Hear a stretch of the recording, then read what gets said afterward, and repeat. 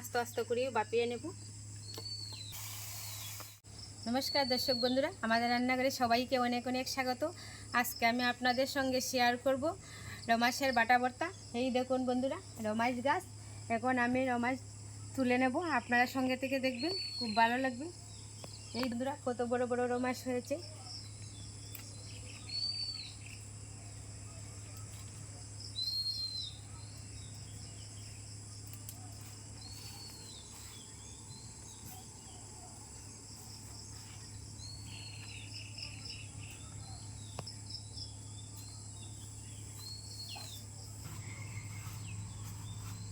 এই দেখুন বন্ধুরা, এই রমাসের সাইজটা একদম বাটি বাটি, আর এই সাইজটা আছে একটু লম্বা, আর এই দিকটা তো আছে রমাস। চলুন বন্ধুরা চলে যাচ্ছি এদিকে।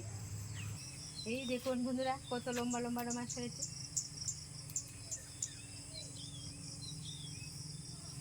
এই দেখুন আমি রমাস তুলে নিয়েছি। এখন আমি চলে যাচ্ছি রান্নাঘরে। এখন আমি ভালো করে রমাসগুলিকে ধুয়ে নেব।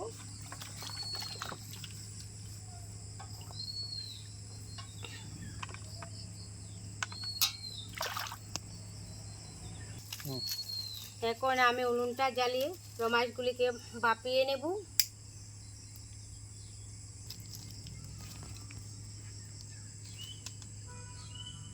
উনুন জ্বালানো হয়ে গেছে, কড়াই বসিয়ে দিচ্ছি, দিয়ে দিচ্ছি জল।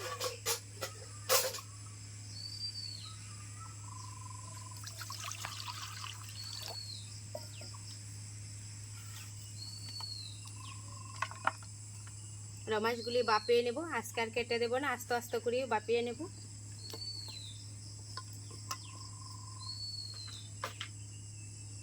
দিয়ে দিচ্ছি একটুখানি লবণ। 5 থেকে 6 মিনিট আমি ঢাকনা চাপা দিয়ে বাপিয়ে নেব। ঢাকনাটা উঠিয়ে দেখি রমাসগুলি বাপানো হয়ে গেছে কিনা। রমাসগুলি বাপানো হয়ে গেছে, নামিয়ে নিচ্ছি।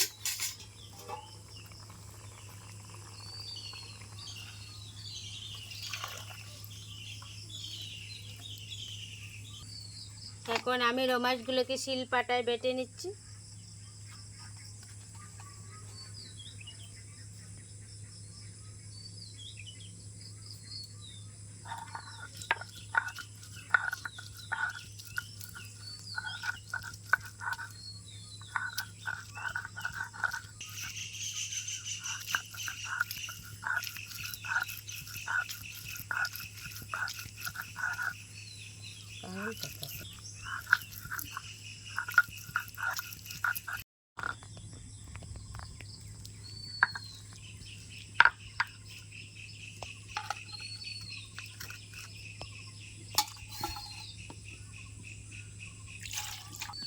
কড়াই গরম হয়ে গেছে, দিয়ে দিচ্ছি সরষে তেল।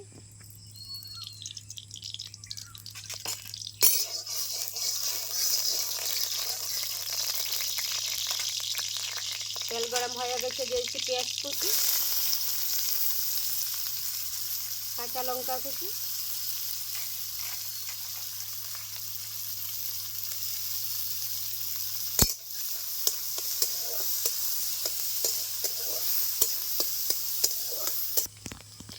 পেঁয়াজটা ভাজা ভাজা হয়ে আসছে, দিয়ে দিচ্ছি বেটে রাখা রমাস।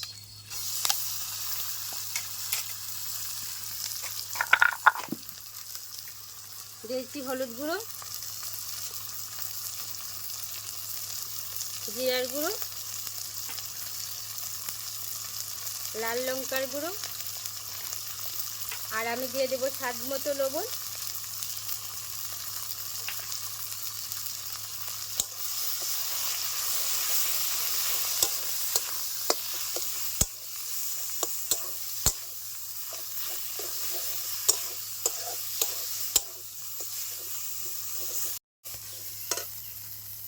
রমাসের ভর্তা একদম রেডি, ফুটিয়ে নিচ্ছি।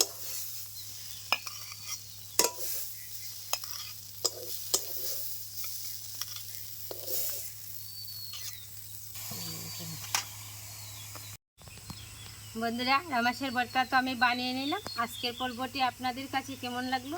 যদি ভালো লাগে থাকে চ্যানেলটি সাবস্ক্রাইব করে পাশে থাকবেন। নমস্কার।